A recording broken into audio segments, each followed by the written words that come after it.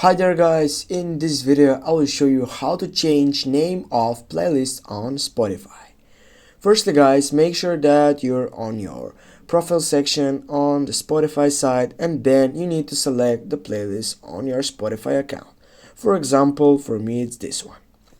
Now when you have selected the Spotify list, you need to just go on edit playlist. Now on the bottom side, as you can see, here is the name of the playlist. Just click on it, and here as you can see, you don't have the option for changing it. Get back again, go on the left upper side and click on the three dots icon, and then go for edit playlist. Now guys, here as you can see, you have an option to change the name of the playlist. For example, I can type with Google.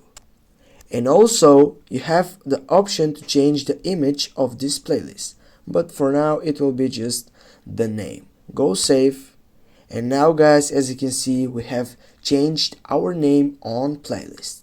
Thanks guys for watching. Don't forget to hit that like and share the video. See you soon.